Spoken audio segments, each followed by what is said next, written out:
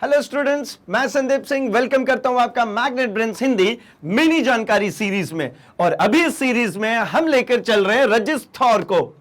जी हां, ये रजिस्टर है जिसके अंतर्गत हम ये देख रहे हैं कि अगर इनको हम सीरीज में कनेक्ट करेंगे तो ये कैसे बिहेव करते हैं, पैरेलल में कनेक्ट करेंगे तो कैसे बिहेव करते हैं। हमने ये देखना है कि भाई ये जब पैरेलल कॉम्बिनेशन में कनेक्ट होते हैं तो क्या करंट को डिस्ट्रीब्यूट करते हैं, किस रेशियो में डिस्ट्रीब्यूट करते हैं। अगर इनको सीरीज में कनेक्ट किया तो ये वहां पोटेंशियल का ड्रॉप कराते हैं, वो किस प्रकार से कवर करते हैं। तो अभी इस सीरीज में हम डिस्कस करने जा रहे हैं हमारे पैरेलल कॉम्बिनेशन को, जहां रेजिस्टेंसेस को एक के नीचे एक कनेक्ट करेंगे, मतलब जहां पे सभी रेजिस्टेंसेस के अक्रॉस पोटेंशियल डिफरेंस जो होने वाला वो होने वाला सेम। तो चलिए पहले इसको हम समझते हैं, फिर चलेंगे एक सिमुलेटर पे और वहां पे हम सीखते हैं कि आसानी से इन वैल्यूज को कैसे मेजर कर सकते हैं, वेरिएट कर सकते हैं, चेंज कर सकते हैं, इंटरनली सर्किट में करंट कैसे चल रही है, डिस्ट्रीब्यूट कैसे हो रही है, सब कुछ सीखते हैं भाई। तो चलिए एक बार पहले देख लिया जाए इस कॉम्बिनेशन को। इस कॉम्बिनेशन में हम लेते हैं एक रेजिस्टेंस, ये हमारा एक रेजिस्टेंस, दूसरा एक और रेजिस्टेंस, तीसरा एक और रेजिस्टेंस। तीन रेजिस्टेंसेस मैंने कनेक्ट किए और इन तीनों को मैंने एक ही टर्मिनल से कनेक्ट कर दिया। सिमिलरली मैं इधर साइड भी कनेक्ट करता हूं तो इन तीनों को एक ही पॉइंट पे जाकर के एंड करा दिया और इनके अक्रॉस यहां पे लगा लेते हैं एक पोटेंशियल ड्रॉप, पोटेंशियल डिफरेंस हो गया। अब यहां पे अगर suppose this is R1, this is R2 and this is R3 और ये V पोटेंशियल ड्रॉप है, तो यहां से पॉजिटिव एंड नेगेटिव करंट यहां से निकलेगा और यहां आने के बाद ये AB के बाद ये करंट जो है ये तीन पार्ट में डिवाइड हो जाएगा। रीजन क्योंकि यहां से तीन रास्ते करंट को जाने के लिए। पहला करंट I1 इसके थ्रू, I2 इसके थ्रू, I3 इसके थ्रू चला गया। अगेन जब ये B पॉइंट पे आएंगे तो यहां पे I1, यहां पे I2 और यहां से I3, मतलब ये तीनों करंट वापस आ गए, यानी यहां से फिर से I ही वापस चला आएगा। यानी इस बैटरी से I निकला था और I वापस आ गया, लेकिन बीच रास्ते में तो तीन भाग में बट गया। अब क्या होता है भाई, तो करंट हमेशा फॉलो करता है, ऑलवेज फॉलो करता है भाई लो रेजिस्टिव पाथ को। जिसका प्रतिरोध कम हो उसमें से ज्यादा करंट जाएगा। कैसे वेरिएट करेगा, तो इनको कैलकुलेट कर लिया जाता है V इक्वल्स टू IR। अब इसमें एक चीज समझ में आती है कि R जो है ये चेंज हो रहा है, I भी जो है ये चेंज हो रहा है, ये दोनों वैरी कर रहे हैं ना, R1 R2 R3, I1 I2 I3, तो ये दोनों वैरी कर रहे हैं। लेकिन यहां पर V जो रहने वाला है ये रहने वाला है कांस्टेंट, मतलब पोटेंशियल पैरेलल में सेम रहेगी। पैरेलल में पोटेंशियल सेम रहता है भाई, चेंज नहीं होता। जैसे कि सीरीज में करंट चेंज नहीं हो रहा था, यहां पैरेलल में पोटेंशियल चेंज नहीं होगा। ठीक है, तो चलिए हम एक बार देखते हैं कि जब दो या दो से अधिक प्रतिरोधों को इस प्रकार संयोजित किया जाए कि प्रत्येक प्रतिरोध के सिरों पर विभवांतर का मान समान हो।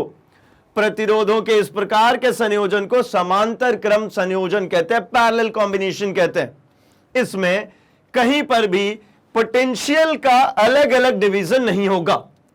तो चलिए इसको जरा हम समझते हैं एक सिमुलेटर के जरिए, जहां पर इनकी वैल्यूज को हम करते हैं वेरिएट, चेंज और मेजर करते हैं कि कहां पर कितने करंट को जाने दिया जाएगा। तो यहां पे आ चुके हम अपने सिमुलेटर पे और देख रहे हैं कि यहां पे तीन रजिस्टर लगे हुए हैं, एक 2 ओम का, एक 3 ओम का और एक 6 ओम का। और इनका जो कनेक्शन है वो सभी एक ही पॉइंट से स्टार्ट होते हैं और एक ही पॉइंट पे जाके टर्मिनेट हो जाते हैं। अगर सभी का इनिशियल पॉइंट सेम हो और टर्मिनेशन पॉइंट भी सेम हो तो इन्हीं को हम कहते हैं पैरेलल कॉम्बिनेशन। इन्हीं में अगर देखा जाए तो यहां पर और यहां पर जो पोटेंशियल का जो ड्रॉप होना है वो सेम होगा, R1 के लिए, R2 के लिए और R3 के लिए भी। और यहां से जो करंट चल के जाएगा वो तीन भागों में बट जाएगा भाई।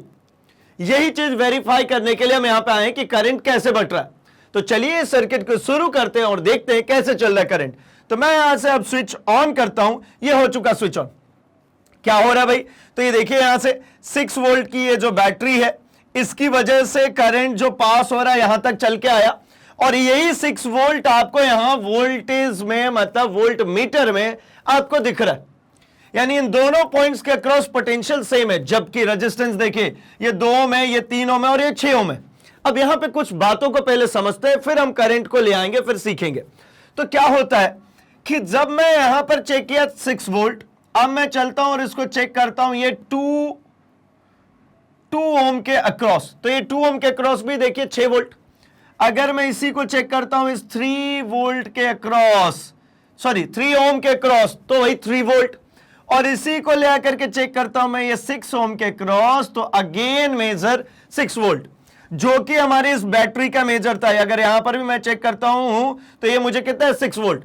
मतलब through out of the circuit जो पोटेंशियल की वैल्यू है वो चेंज नहीं होने वाली कहीं पर भी, सभी रेजिस्टेंसेस के अलोंग 6 वोल्ट ही है। अब बारी आती है, अब मैं इसको हटाता हूं, अब बारी आती है हम जरा चेक करते हैं हमारे करंट को। तो करंट चेक करने के लिए सबसे पहले तो यहीं से देखते हैं बैटरी से कितना निकला करंट भाई। तो बैटरी से कितना करंट आ रहा है 6 एम्पियर, ठीक है ना, 6 एम्पियर का करंट जा रहा है।